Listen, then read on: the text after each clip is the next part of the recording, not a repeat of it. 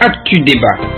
Actu Débat est une émission de débat sur la radio Kaoural tous les dimanches à partir de 9h. Actu Débat, ce sont des sujets brûlants de politique, d'économie, de société ou encore de culture. Chaque dimanche, Ismaël Konfé et ses invités vous décryptent les sujets les plus marquants de la semaine au plan régional, national ou international. Actu Débat, c'est une émission qui vous permet de mieux comprendre le monde. Ismaël Konfé et ses invités vous donnent rendez-vous ce dimanche à partir de 9h sur la radio au service de la communauté.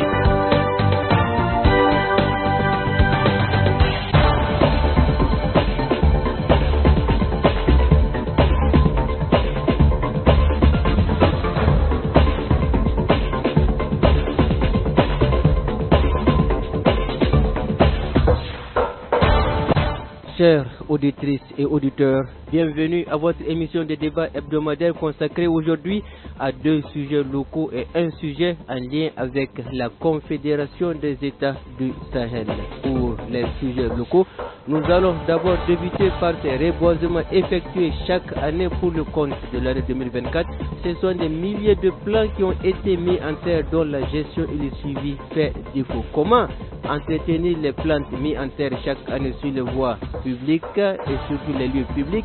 C'est l'interrogation qui sera analysée par nos chroniqueurs. Le second sujet, c'est ce litige foncier qui oppose la direction des enseignements post-primaires et secondaires aux personnes implantées, aux personnes installées sur son site de clôture entamé et qui cause des grincements de dents. Comment solver ce litige sans y laisser de plumes pour chaque partie?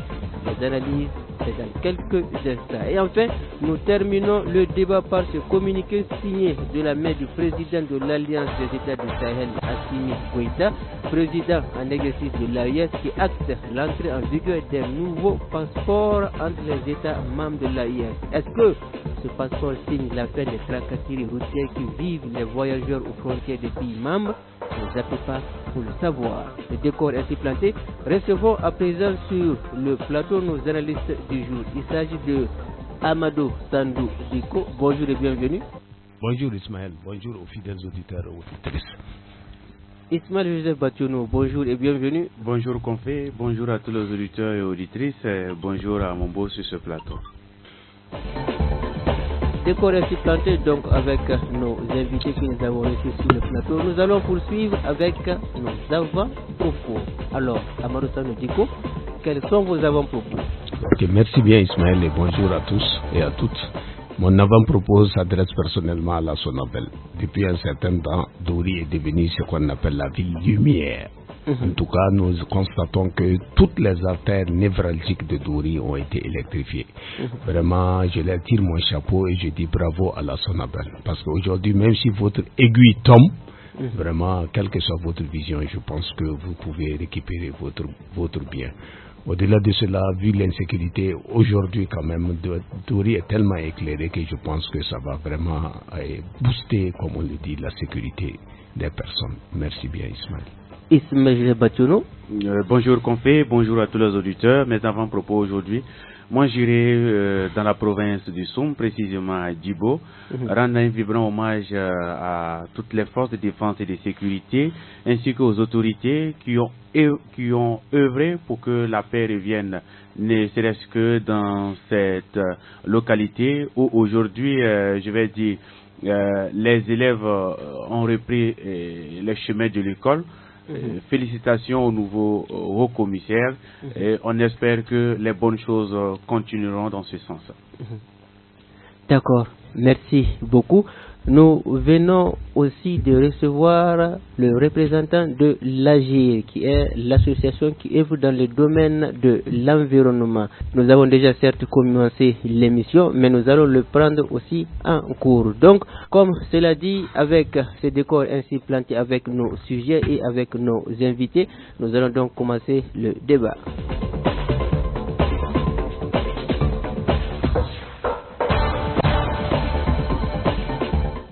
La mise en onde est assurée par Mamoudou Diallo. À la présentation, je suis Ismaël Konfé. Le 13 juillet 2024, dans l'enceinte de l'agence de l'eau du Liptako de Dori, il avait été procédé au lancement couplé de la campagne régionale de réforestation de la 6e édition de la Journée nationale de l'arbre. À cette occasion, plusieurs arbres ont été reboisés. Par exemple, quand on prend un lieu public tel que le terrain provincial de Dori, sur les 60 plants qui ont été mis en terre, ce sont seulement 17 qui tiennent encore pour le moment debout. Aux abords de la RN 23 sur la centaine de plants mis, c'est seulement ceux qui sont aux abords de commerce qui tiennent. Même les plantes en devanture du gouvernorat sont dans un état déplorable. Se pose alors la question de la gestion et de l'entretien des plantes. Nous allons d'abord recevoir le président de l'AGIR. Bonjour et bienvenue. Bonjour à mes co-débatteurs du jour. Bonjour Ismaël. Merci bien d'être venu sur ce plateau. La première question est pourquoi l'entretien et la gestion des plantes reboisées est toujours relégué au second plan après le reboisement? Allez-y. Alors, je pense que c'est pas forcément l'idée de reléguer l'entretien et la gestion de ces plantes une fois mis au sol qui est relégué au second plan. J'imagine que chaque structure qui met donc en place un reboisement songe effectivement à son entretien à long terme. Cependant, il se peut que l'entretien ne suive pas, mais quand même dans les planifications, certainement que ces structures-là pensent déjà à ça. Qu'à cela ne tienne, nous sommes au Sahel et donc la question de l'eau est une question cruciale. Et donc du coup, peut-être qu'un problème se pose à ce niveau. Néanmoins, il y a d'autres structures qui approchent différents types d'approches. Il y en a qui confient effectivement les riverains donc de ces reboisements-là, de ces plans mis en sol, de s'occuper de cela. Peut-être qu'à ce niveau, c'est peut-être à ce niveau que les choses pêchent, ou sinon que je pense que les gens sont de bonne foi lorsqu'ils font des reboisements et donc du coup ils doivent nécessairement penser à leurs entretiens. Seulement, tout ne marche pas souvent aussi comme il le faut. Peut-être qu'on peut trouver en y réfléchissant des solutions adéquates effectivement pour pallier à ce problème-là. D'accord. Ismaël Batono, nous avons fait le terrain ensemble, je pense que c'était le mercredi. Nous avons eu le constat amer de voir que les arbres qui bordent ou encore les arbres plantés aux alentours du terrain municipal, du terrain provincial de Dori, sont dans un état assez critique. Alors, la question, comment impliquer la population pour réellement réussir généralement ces reboisements parce qu'on sait que le terrain municipal de Dori, c'est un terrain public qui appartient à tout le monde. Et donc, tous les plans qui sont là-bas appartiennent à tout le monde. Comment impliquer la population à prendre en charge ces plantes? D'accord, merci bien compris. Déjà, c'est pour dire que est-ce qu'on peut amener un enfant de 18 ans à l'école s'il ne désire pas aller à l'école? La question c'est non, il ne va pas y aller. Même si tu peux investir des millions, il n'ira pas à l'école. Moi, je pense qu'aujourd'hui, la question n'est pas de planter, mais c'est de savoir planter et de savoir entretenir. Parce que, pour revenir un peu en arrière, depuis des années, on crie haut et fort sur tous les toits. Aujourd'hui, les choses que notre pays est encerclé par le désert avance. Il faut reboiser, mais j'ai l'impression qu'aujourd'hui, nous ne savons pas reboiser. À chaque moment, chaque année, ce sont des fanfares par-ci, des gyrophares, avec même des artistes pour planter, ne serait-ce que quelques pieds d'arbres, de plants, et 2-3 jours après, cela disparaît. Aujourd'hui, comme vous l'avez si bien dit, monsieur Konfé, pour ce qui concerne le reboisement, comment il faut le faire, moi je pense qu'il faut aujourd'hui tenir tout le monde en haleine avant de le faire. Il faut sensibiliser tout le monde aujourd'hui. On ne peut pas venir planter un arbre devant comme une boutique sans prendre langue avec la personne, lui dit, nous plantons ceci devant ta boutique, il faut l'entretenir. Alors quand on confie quelque chose à quelqu'un, la personne le fait bien. Mais une fois qu'on ne confie pas la chose à la personne, qu'on vienne, on plante ça, excusez-moi du terme, mais un peu au hasard, bon, cela ne tient que ça va mourir. On l'a vu au niveau du terrain provincial de Dori, ces arbres allaient apporter un grand plus à ce joyau-là, et ces arbres allaient plus, comment je vais dire ça, permettre à ces personnes qui sont juste à côté de pouvoir s'y reposer, même aux riverains de pouvoir s'y reposer une fois que la chaleur haute va monter. Mais aujourd'hui, ces arbres ont catégoriquement disparu, pour ne pas dire ces arbres ont été servis comme petit déjeuner aux animaux. Donc aujourd'hui, il va falloir que pour mettre ne serait-ce que, comment on appelle ça, 2 ou 3 plans à terre, il va falloir discuter avec tout le monde, prendre langue avec tout le monde avant de le faire. Sans quoi, on va toujours travailler à recommencer chaque année, à reboiser, à investir une somme que moi je trouve que c'est inutile. Vous prenez sur 60, on n'a même pas la moitié qui sont, on peut dire, qui tiennent jusqu'à aujourd'hui. Plus que la moitié est déjà partie. C'est déplorable. L'année prochaine encore, on va reproduire ces mêmes erreurs, et l'année prochaine, on va reproduire encore ces mêmes choses. Moi, je trouve que c'est à un moment donné, il faut savoir dire non quand il le faut. D'accord, merci bien Ismaël Batono. Amadou Sando Diko, alors Ismaël Batono l'a abordé, gaspillage de ressources, gaspillage de matériel. Quelle stratégie aujourd'hui mettre en place pour que chaque année au moins on réussisse à garder le maximum de plants qui sont reboisés? Okay, merci bien Ismaël. Moi, je dirais simplement, Ismaël, pour revenir quand même au thème de reboisement. En fait, le reboisement consiste à quoi? Consiste à mettre les plants sur un terrain nu, comme on le dit, ou bien sur un terrain déboisé. Ok. Quand en ville, on parle de plantation parce que là, on veut orner la ville, on peut profiter de l'ombre, ainsi de suite. Mais le problème réellement du reboisement au Burkina, moi, je pense que parfois, excusez-moi, mais je me demande si on ne fait pas de la folie. Sinon, chaque année, on fait la même chose, on répète la même chose. Comme vous le dites, ça c'est au niveau local. Même prenez au niveau national. On peut mettre 100 000 plans, mais à la fin de l'année prochaine, on se retrouve, tous ces plans-là, sont partis. Donc, la folie consiste à quoi? C'est de faire tous les jours la même chose et puis espérer un changement. Tout le monde sait que, il n'y a pas de changement, mais on continue à le faire. Donc ça, vraiment, moi, je pense que les Burkinabés, quand même, doivent revoir, comme on le dit, planter utile. Maintenant, quant à la stratégie, moi, je pense qu'il faut quand même une certaine volonté, ou bien il faut une certaine culture même du reboisement. Moi, je parlerai ainsi. Parce que, quand vous prenez, par exemple, regardez Israël. Quand vous prenez Israël, par exemple, c'est des gens qui sont venus en 47 à côté ici, sur un terrain pratiquement nul. Il n'y avait rien. Voilà pourquoi même ils ont colonisé le plateau du Golan pour pouvoir avoir de l'eau. Mais aujourd'hui, par exemple, quand vous prenez les villes israéliennes, mais c'est pratiquement des villes très bien ombragées. Parce qu'il y a la culture, il faut que les gens définissent cette politique-là. On a reboisé. Maintenant, quelle est la suite? Voilà, en fait, un peu. Ça, c'est une question de culture même, environnementale, pour amener les gens à adopter vraiment et entretenir quand même ces plans. Ok? Je m'arrête là d'abord. Merci.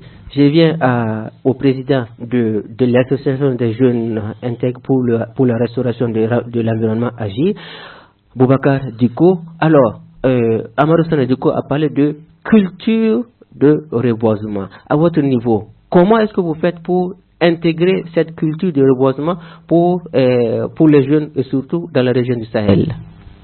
Je vais m'aligner en droite ligne avec ce que le tonton vient de dire. Effectivement, quand les choses s'inscrivent dans une culture, ça devient un réflexe. Et il est évident que si on ne travaille pas à inclure éventuellement cette culture-là au sein de la population de façon globale, on aura toujours prêché dans le désert.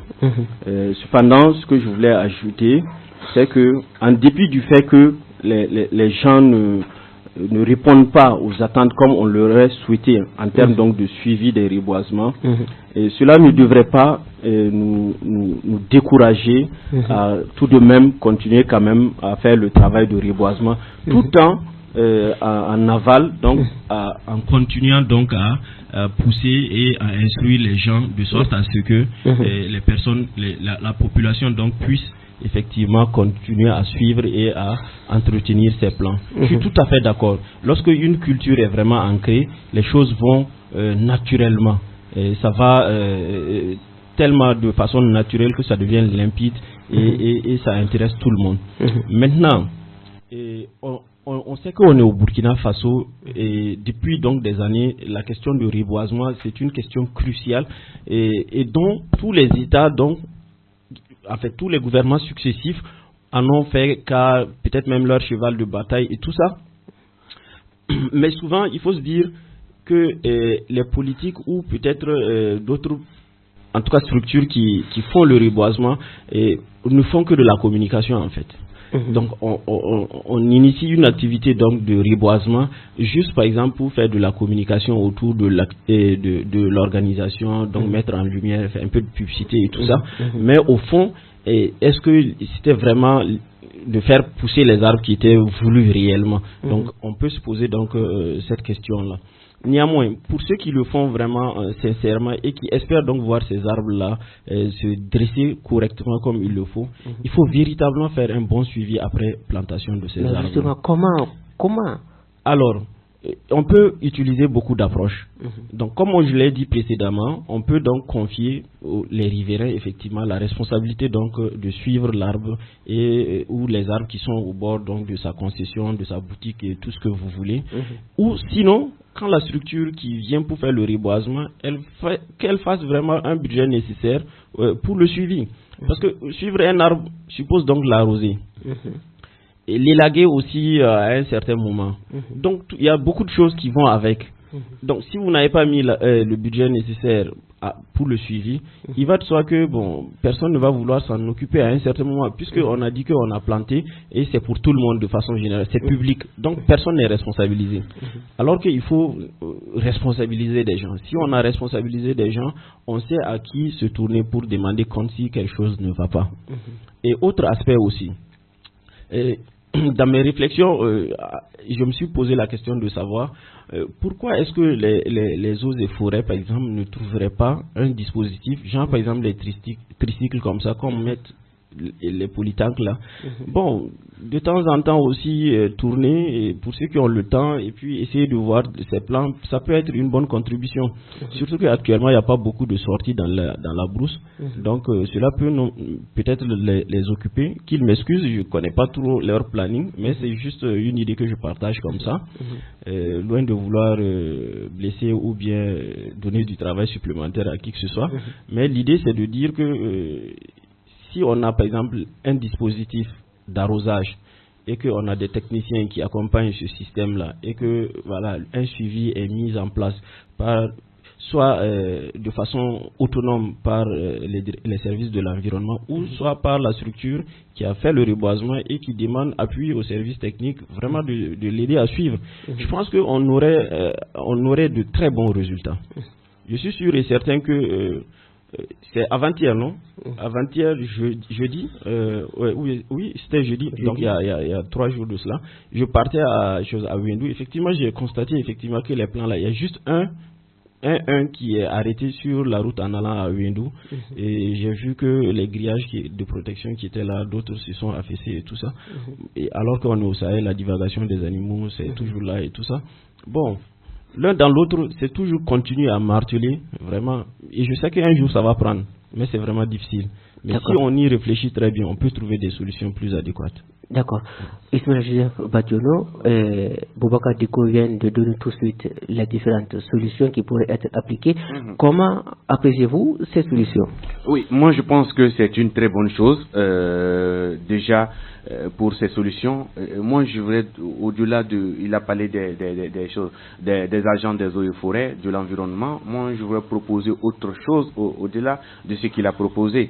Aujourd'hui, c'est vrai que ces personnes qui viennent pour planter ces arbres, comme il a dit, il y a des cérémonies aux alentours, on vient avec des artistes à la fin qui vont toucher un cachet d'environ 1 million de francs CFA juste pour se faire des publicités. Moi je pense qu'aujourd'hui, nous sommes dans une dynamique où soit tu nous aides ou soit tu nous aides pas. Au contraire, puisque quand ils viennent, ils ne nous aident pas. Après ça, les arbres meurent, ils ne nous aident pas. Moi je pense qu'aujourd'hui, la mairie doit taper main sur table. Si tu viens sans un planning de reboisement, pas dans ma commune, c'est tout. Moi je pense qu'aujourd'hui, il se manque de volonté volonté. Quand on parle de manque d'eau au Sahel, moi je pense que c'est manque de volonté. La ville de Dori est encerclée par une mare, tout le monde est au courant, et il y a une partie de la mare qui ne se tarit pas sur toute une année, tout le monde le sait, je sais pas moi, c'est pas à moi d'apprendre cela à qui que ce soit. Moi je pense aujourd'hui c'est une manque de volonté. On prend un jeune, moi je donne un exemple, je sais qu'à la mairie de Dori, il y a des tricycles qui sont là, on prend un jeune qui est payé au SMIC. Je fais juste mes calculs très rapidement. On prend un jeune qui est payé au SMIC, soit à 45 000 francs CFA le mois, sur 12 mois, pour une année, c'est-à-dire à 540 000 francs CFA. Et pour le tricycle, le carburant qui s'élève à 3 000 francs jour, calcul rapide, on se retrouve à quelque chose de 576 000 francs pour toute une année pour entretenir les arbres. Mais soyez-en sûrs qu'aucun arbre ne va mourir. Mais si on prend au-delà de ce calcul que je viens de faire, nous sommes dessus déjà à 576 000 francs CFA, tandis qu'on va prendre 1 million, plus d'1 million pour payer des cachets, pour venir. On a vu ici, je ne fustige pas quelqu'un, on a vu Smart venir ici pour des reboisements. Moi, je pense qu'on a dépassé ce stade-là aujourd'hui. Il va falloir qu'on se parle droit dans les yeux. Si vous n'êtes pas capable de nous aider, bref, il faut nous laisser. Merci bien, Ismaël Patouno. Amadou Sandodiko, la mairie est là, il y a la direction de l'environnement aussi qui est là. Comment justement fusionner ces deux entités pour que tous nos reboisements puissent tenir chaque année? Merci bien Ismaël. Je reviens à ce que le petit frère ou le fiston l'a dit. D'abord, il a émis une très belle idée. Donc pour lui dire qu'aucune idée n'est saugrenue. On émet une idée et puis bon, c'est normal, les gens quand même vont analyser. Ce qu'il a dit est vraiment très bien.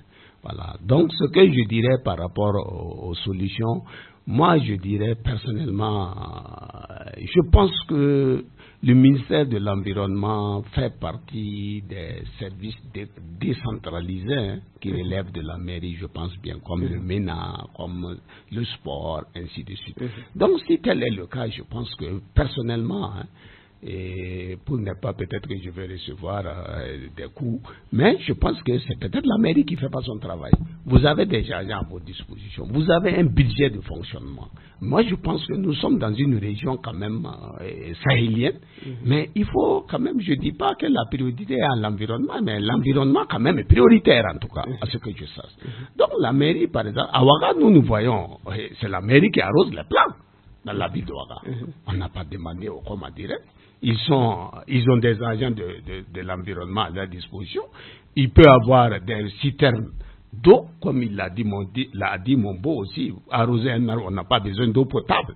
Voilà, on peut aller quand même charger la citerne et puis parcourir les artères très vite. Et un budget est là pour ça. Le budget de fonctionnement est là pour ça, pour la mairie.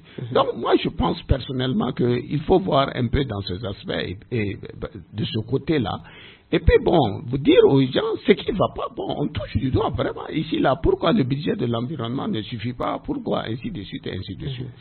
Maintenant, au-delà de cela aussi, nous, on a expérimenté, nous avons expérimenté une certaine approche, par exemple, en matière de santé dans la vaccination, où on disait enfance pour enfance. C'est-à-dire, par exemple, lorsqu'il y a un bébé né dans une cour, on le confie à un écolier. J'ai vu ça dans le Sanguier, j'ai vu ça dans le Naouri. On le confie. Et la date de sa vaccination, là, tant que l'enfant ne vient pas, l'écolier ne part pas à l'école. Et vous imaginez-vous quand on dit un enfant il ne part pas à l'école, il va chalier les oreilles de tout le monde. Et bien tout de suite, la maman va se lever à amener son enfant pour la vaccination.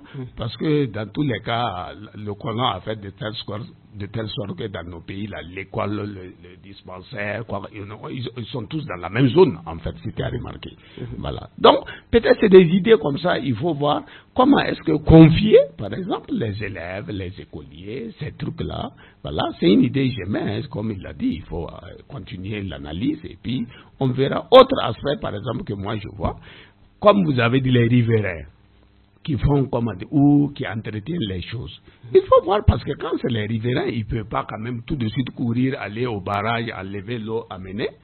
On devrait peut-être voir dans leur facture d'eau comment exonérer certaines taxes pour les permettre. Parce que tant que les arbres sont là, c'est suivi, vraiment ils arrosent. Bon, je pense qu'il n'y a pas de perte en la matière.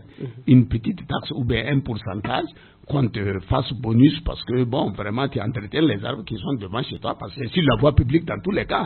Si quelqu'un veut implanter un kiosque, tout de suite, la mairie sera regardante.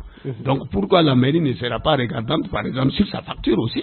Parce qu'il a planté. Donc, voilà des idées comme ça. Bon, mais moi, je laisse ça vraiment peut-être au niveau de la mairie. Ben, si les gens sont intéressés, ils vont en discuter. Et je pense que de leur échange, il va jaillir quand même des solutions. Merci beaucoup, Amadou Sandou Diko. Boubacar, juste une minute, nous courons de l'État, allez-y. Alors, je voulais revenir sur un peu l'intervention de M. Bationo.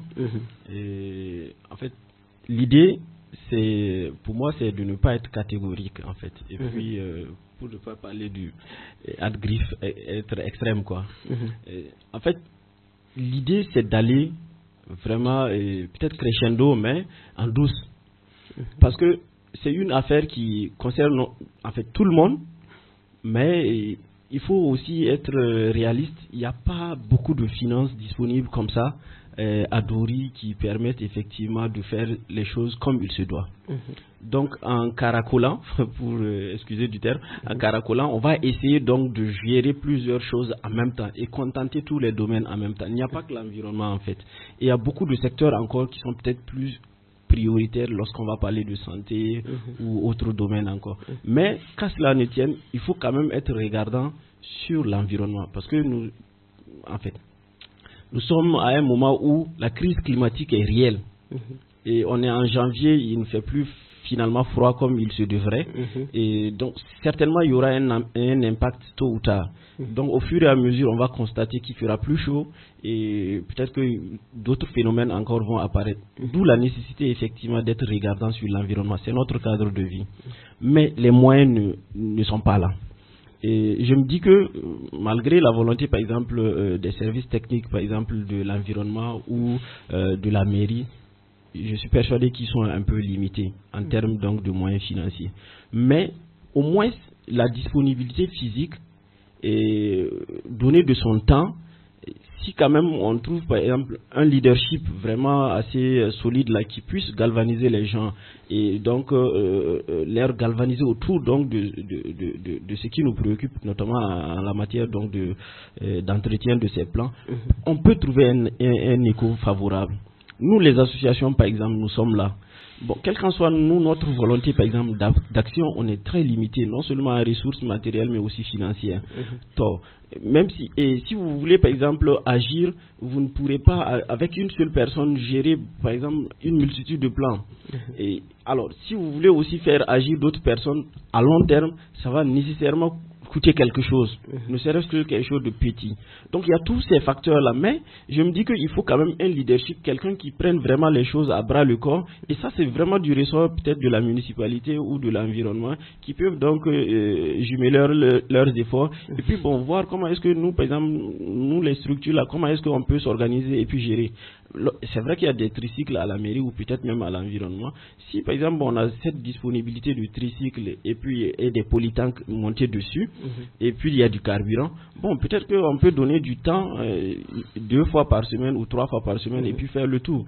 Ça par exemple, et ça nous permet aussi, voilà, parce que nous on n'a pas forcément les moyens de faire par exemple tout cet équipement là, mais on peut quand même donner nous notre temps. Par exemple ça c'est au niveau association, nous on peut le faire par exemple, et d'autres associations je suis persuadé aussi volontairement peuvent le faire, et ça serait intéressant que pour les prochaines fois un plaidoyer pour la radio, de faire venir les services municipaux ou de l'environnement pour vraiment nous étayer et puis nous éclairer davantage, peut-être éclairer nos auditeurs aussi. 30 secondes Amadou Sandou Diko. S'il vous plaît. Bon, pour revenir un peu, on a tout dit, hein, sauf que nous sommes au Sahel, nous sommes dans une zone pastorale, n'oublions pas cela aussi. Voilà, mais puis qui dit zone pastorale, quand même dit divagation des animaux. Et moi je dirais, bon, à quelque chose, comme on dit, malheur est bon, le malheur des uns fait le bonheur des autres. Actuellement, le bétail a beaucoup diminué, donc les arbres peuvent respirer quand même en attendant. Mais je pense que là aussi, franchement, je dirais aux uns et aux autres, par rapport à la divagation des animaux, là, vraiment, ça ne nous arrange pas. En toute sincérité, ça ne nous arrange pas. Et je crois que l'autorité doit être ferme là-dessus. Voilà, l'autorité doit être ferme là-dessus, parce que là, c'est vrai que les animaux, c'est la viande, mais aussi l'arbre aussi, c'est la vie. Voilà, peut-être que si on dit l'un dans l'autre, et je pense que les gens n'hésiteront pas à choisir vraiment l'environnement. Donc, merci bien. Merci bien. Nous suivrons donc pour voir l'évolution de la situation. C'est en fin décembre que la direction des enseignements post-primaires et secondaires a commencé la clôture de son site. Cette clôture, certes attendue, suscite des remous au sein des personnes installées sur le site de clôture. Pour mieux appréhender cette situation qui a conduit le début des travaux suivants, un extrait des protagonistes, à savoir le directeur de la direction des enseignements post-primaires et secondaires et un résident du site, bien sûr, sur la direction. On est venu ici. Et maintenant, nous, vraiment, quand nous on est venu, on a trouvé les bornes vers là. Nous, on ne sait pas qui c'est USC ou c'est pas USC. Mais celui qui nous donnait les parcelles là, il dit qu'il ne faut pas qu'on arrive la borne. Donc, on n'a pas arrivé la borne. Donc, tout dernièrement, on a vu des bornes devant là-bas. Après, encore l'an passé, ils ont venu mettre la borne de l'autre côté. Nous aussi, on a parti signaler la mairie. La mairie dit que nous, on n'a qu'à recenser les gens. Nous, on a recensé à mener. Donc, c'est ça. Jusqu'à présent, on n'a pas vu les sites. Bon, le problème, c'est qu'il y a des familles qui sont installées sur le domaine depuis très longtemps. Le domaine a été acquis depuis 2001.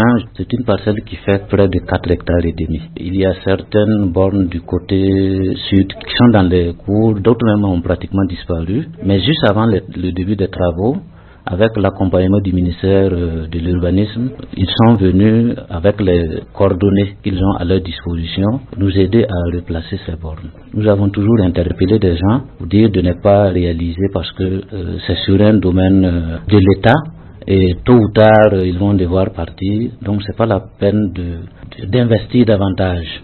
Et en juin 2024, nous avons fait une délégation de plus de 10 personnes pour aller voir les leaders du quartier. On leur a demandé de passer l'information au niveau des mosquées, surtout, et dans le quartier. Et lorsqu'en décembre, les travaux devraient commencer, le personnel est allé encore accompagné du premier vice-président de la délégation spéciale communale de Dori, technicien de l'urbanisme. Ils ont fait le tour dans le quartier pour revoir l'emplacement des bornes et informer également ceux qui étaient concernés par cette partie, leur dire que les travaux vont démarrer. Les infrastructures, tout comme le domaine, c'est pour la population de Dori, c'est pour les enfants de Dori. Alors, les infrastructures, c'est pour les enfants de Dori. Je vais commencer par Amadou Sanoudiko. Vous venez de suivre un extrait, c'est bien sûr un extrait des deux protagonistes. Comment appréciez-vous les explications de chaque intervenant? Bon, vraiment Ismaël, en tout cas je les ai écoutés. Il y a un quiproquo quand même qui ne dit pas son nom dans cette histoire. Il y a un quiproquo qui ne dit pas quand même son nom dans cette histoire. Mais je pense que quand même le DR, s'il faut le dire ici, il a vraiment fait ce qu'il peut quand on l'entend ici quand même, parce qu'il a approché les gens, il les a dit ce qu'il y a. Bon, mais dans toute cette histoire, comme je disais, ainsi lui il a dit peut-être que le terrain date de 2011. Moi je sais que étant de Dori, le quartier quand même date avant 2011. 2001. Donc le quartier quand même date de 2001. Donc qui est autochtone, qui est halogène, tout de suite ça se dégage. Mais n'oublions pas que quand même la terre appartient à l'État. Si par exemple l'État estime que quand même cette infrastructure doit être placée ici, bon, c'est son droit de la placer. Mais maintenant, quand il dit que, par exemple, je dirais que les bornes, ensuite, on les sait qu'ils les ont donné la terre, on dit de ne pas déplacer ces bornes-là, tas de trucs. Bon, là, vraiment, il y a une confusion totale parce qu'on ne peut pas mettre 2 fois des bornes quand même. On ne peut pas mettre des bornes tout de suite ici et puis on recule encore, on met des bornes. Donc, je pense que la population doit avoir la foi quand même d'être vraiment réaliste. Comme l'a dit le DR, ces infrastructures-là, c'est des infrastructures de tout le monde. C'est là pour tout le monde. C'est un service qui a comme on dit, le service est là dans l'intérêt général de la population. Et cela quand même dénote d'une certaine manière, voilà le problème du foncier par exemple. Parce que il faut citer les responsables. Quand ils disent que ceux qui les ont donnés, c'est qui les a donnés? Pour venir nous dire, voilà, les bornes étaient ici, de ne pas dépasser, après c'était ici, ainsi de suite. Vous voyez un peu, quand on fixe des bornes, quand même, les bornes sont visibles. Voilà, bon, et puis moi je pense personnellement que il faut situer les responsabilités et que pour que ces choses-là ne se répètent pas. Merci bien. Ismaël Joseph Bationo, la direction en charge des enseignements n'est qu'un service technique qui est chargé de mettre en application les décisions bien sûr gouvernementales. Est-ce que c'est à elle de prendre le devant dans cette affaire puisque c'est la mairie qui doit gérer tout ce qui est en lien avec le foncier? Merci bien qu'on fait. Moi je pense que aujourd'hui c'est pas à elle de gérer les choses, mais qu'à cela ne tienne, nous sommes en Afrique et il est de nos coutumes de respecter et avant de faire toute chose de prendre langue avec ne serait-ce que où voulez-vous vous installer, parce que comme on le dit dans le jargon terre à terre, c'est ton voisin qui te surveille lorsque tu dors. Et donc moi je pense qu'aujourd'hui le fait de prendre langue avec les populations, les habitants de Niarala, je pense que c'est une très bonne chose. Maintenant qu'à cela ne tienne, c'est à la mairie et au cadastre de jouer leur part de responsabilité. Voilà. Sinon ce n'est pas à eux aujourd'hui de se mettre devant, de commencer à parler. Ils sont là juste pour, je vais dire quoi, ils sont là juste pour servir les enfants de la région du Sahel. Ils sont là pour le Sahélien. Donc ce n'est pas à eux de mettre les chevaux en avant. Mais permettez-moi de revenir un peu en arrière. Je vais revenir un peu sur les propos de Mombo. Déjà, on a eu vent que les bonnes ont existé ou bien existaient depuis les années 70. C'est pour dire que depuis les années 70, ces bornes existent. Donc, même si la direction a été installée en 2001, mais les bornes ont existé avant 2001. Comme il a dit, il y a des non-dits dans cette affaire-là. C'est vrai que quand on parle de problème foncier, moi particulièrement, je n'aime pas m'y avancer parce que c'est compliqué, c'est notre triste réalité, c'est ce que nous vivons chaque jour au Burkina Faso, qu'on le veuille ou pas, c'est ce que nous vivons. Et à peu près dans certaines villes de ce pays. Pour dire quoi aujourd'hui, quand vous arrivez dans une localité, vous voyez déjà des bornes qui sont installées et que des gens viennent couper une partie de ces bornes-là, ou soit ils viennent avancer ces bornes et vous installent, c'est plus que de la narque. À un moment donné, c'est plus que de la sorcellerie. Il faut se le dire aujourd'hui. Donc, il va falloir que la population nous dise aujourd'hui qui a vendu ces parcelles-là, qui leur a vendu ces parcelles aujourd'hui. Et quand vous arrivez sur le site, vous verrez qu'il y a des nouvelles constructions qui ne datent pas peut-être de 2021, 2023. Vous verrez des nouvelles constructions sur le site. C'est pour dire qu'au moment que peut-être que le directeur était en train de prendre langue avec la population, certaines personnes étaient en train de construire. C'est pour dire qu'à un moment donné, il va falloir qu'on s'asseye, qu'on se dise la vérité, qui a fauté. Aujourd'hui, ce n'est pas la direction aujourd'hui de se mettre devant pour sensibiliser. C'est à la mairie de sensibiliser aujourd'hui. Parce que elle est là juste pour appliquer, comment on appelle ça, comment je vais dire, elle est là pour jouer son rôle pour laquelle elle a été installée au Sahel.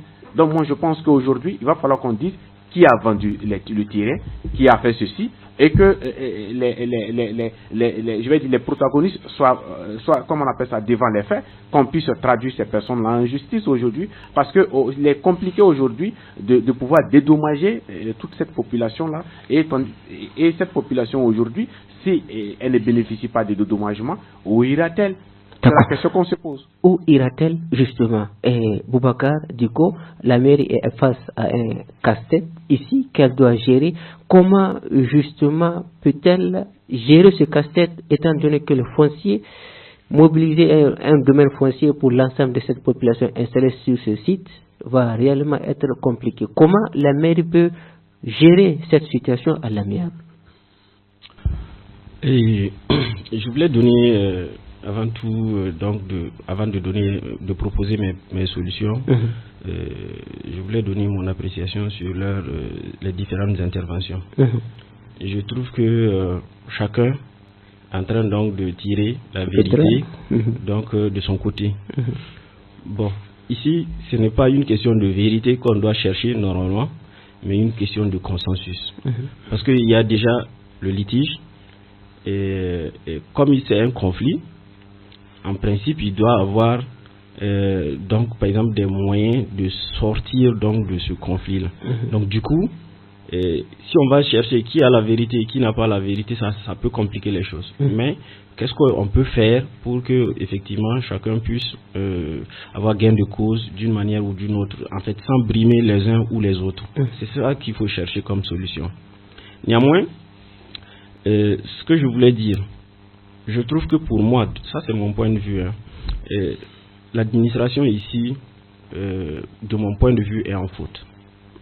Et ça c'est mon point de vue. Il peut être vrai ou il peut ne pas être vrai. Je dis que l'administration est en faute, pourquoi?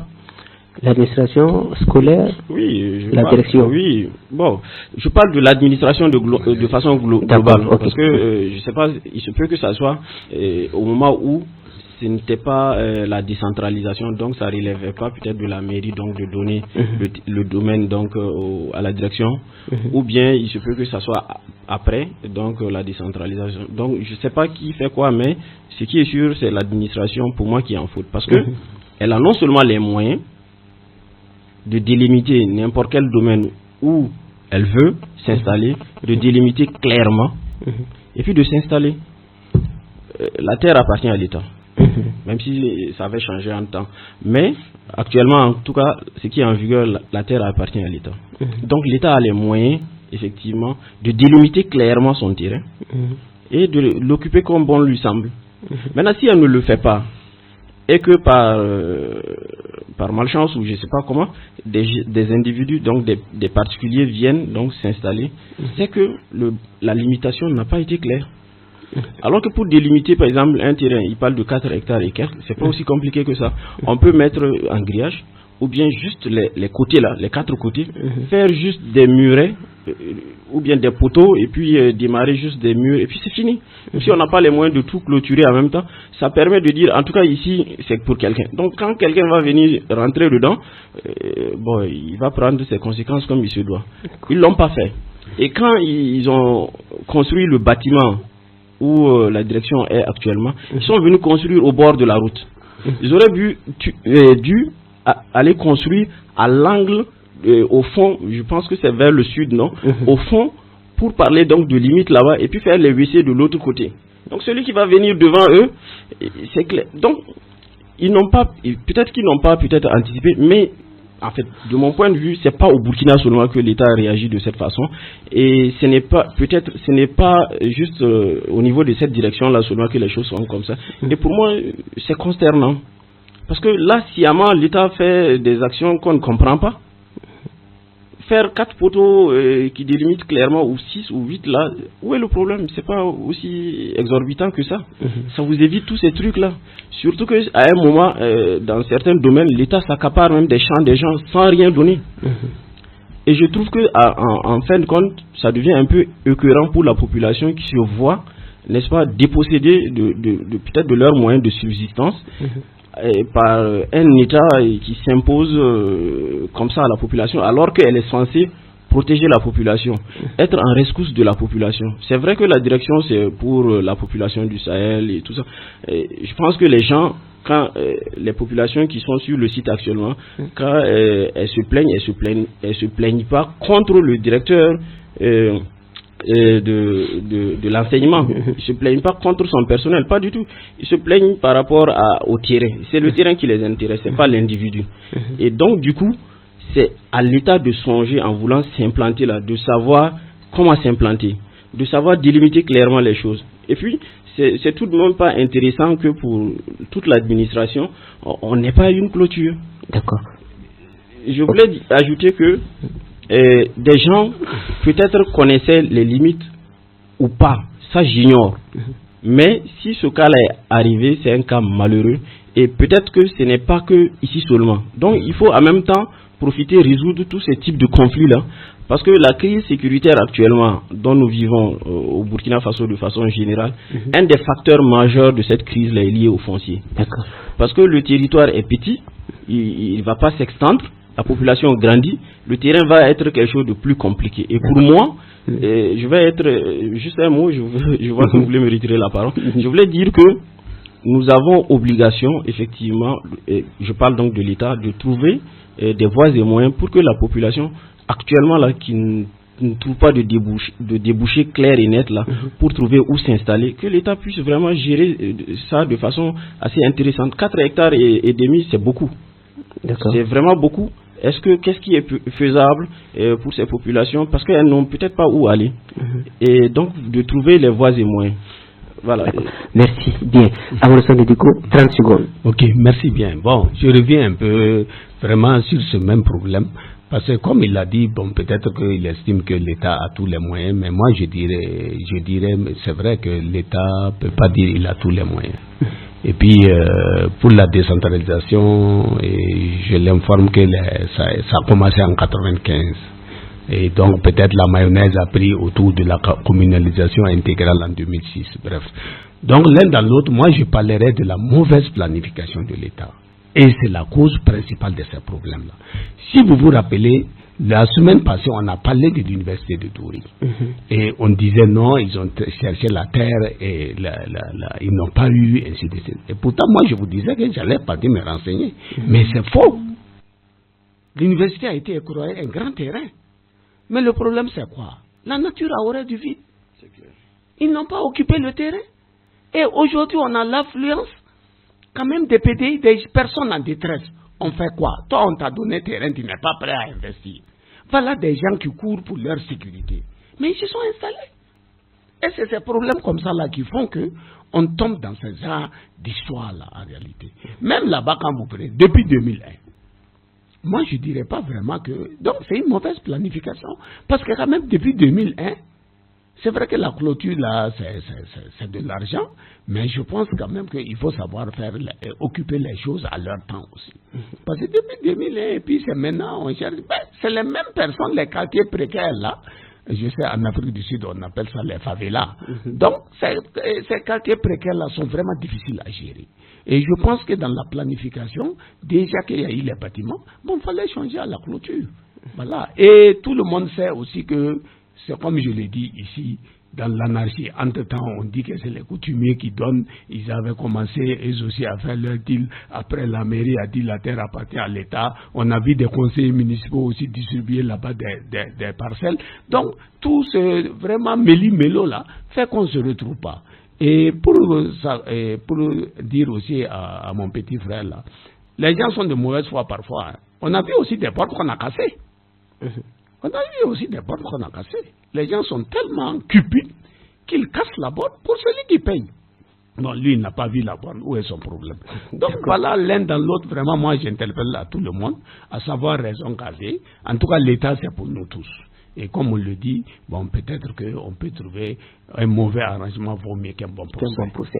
Merci. Bien, nous allons donc clôturer ce débat par ce dernier sujet en lien avec l'Alliance des États du Sahel dont le président a émis un communiqué le 23 janvier 2025, mais lu par le porte-parole du gouvernement burkinabé Gilbert Ouedraogo à la télévision nationale. Et ce communiqué fait suite à un passeport, ou encore révèle qu'un passeport AES sera mis en vigueur dans l'espace à compter du 29 janvier 2025. Le même communiqué renseigne que les citoyens de la Confédération AES détenteurs des anciens passeports arborant le logo de la CEDEAO en cours de validité peuvent les faire remplacer par de nouveaux passeports AES.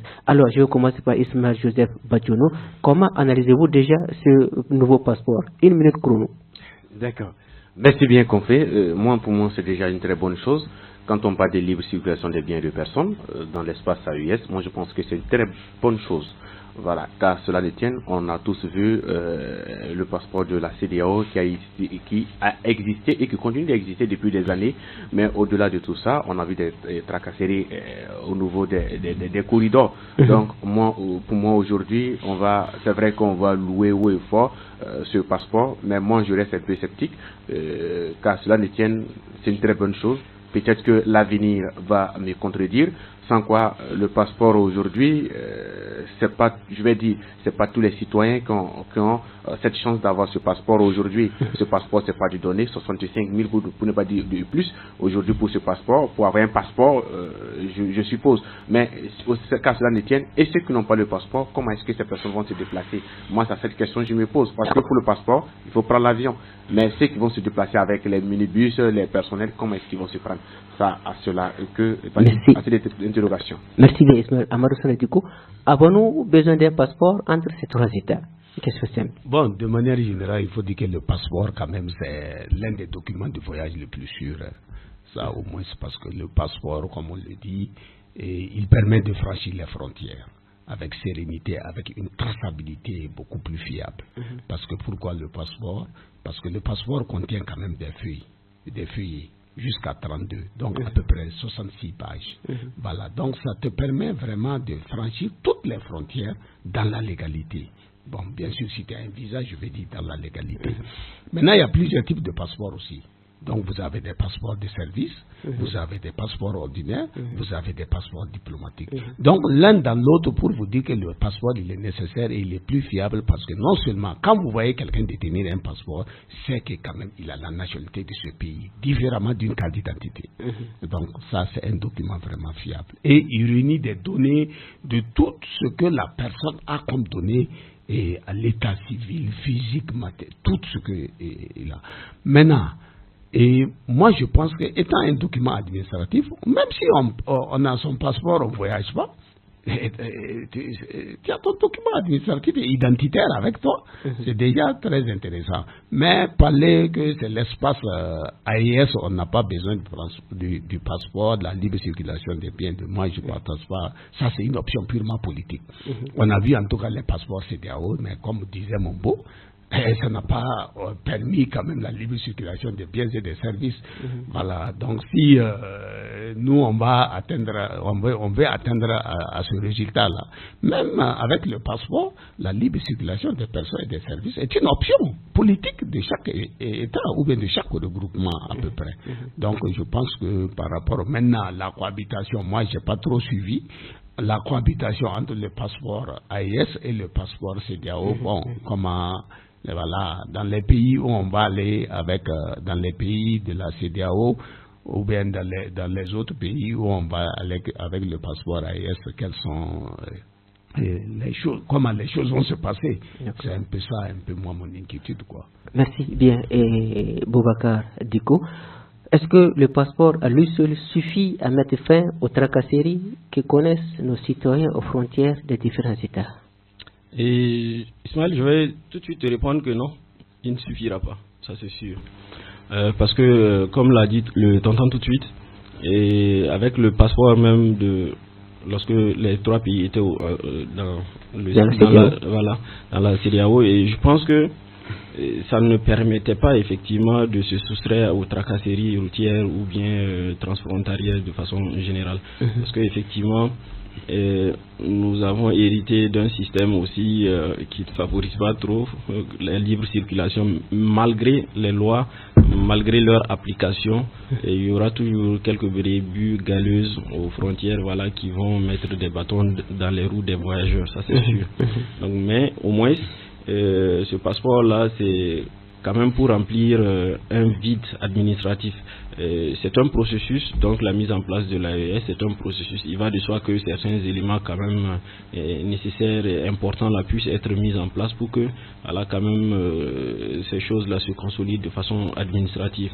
Donc voilà, c'est un vide qui était là, il faut le remplir. Il y avait le passeport de la CEDEAO, maintenant il faut le passeport aussi de cette confédération. Ça y va. Et il n'y a pas que les populations lambda qui sont concernées. Donc, pour des questions diplomatiques et autres, bon, vous voyez que ça aussi c'est nécessaire. Mais du coup, c'est aussi ce passeport-là est un symbole. Donc une empreinte, voilà, de la vision ou de ce que ces 3 États ont décidé pour faire la CEDEAO. Donc, comme qui dirait, lorsque vous créez une institution, il faut quand même ces armoiries, ces symboles et tout ça. Donc, de ce point de vue, on peut inscrire ce passeport-là comme une symbolique de la CEDEAO, donc qui vient effectivement donner corps, on va dire, à ce qui a été imaginé comme confédération. Donc l'un dans l'autre, pour moi, ça peut correspondre à cela. D'accord. Dernier intervenant, Ismaël Badjono. Oui. Moi, je pense qu'aujourd'hui, il faut dépasser, comment on appelle ça, l'étape des choses des passeports. Si nous voulons parler aujourd'hui d'une confédération, il va falloir qu'on dépasse aujourd'hui l'étape des passeports. Moi, je veux parler aujourd'hui des corridors. Il va falloir qu'on essaie de revoir nos corridors. C'est vrai que les passeports vont exister, on va voyager, mais c'est sûr et certain qu'il y aura toujours des tracasseries.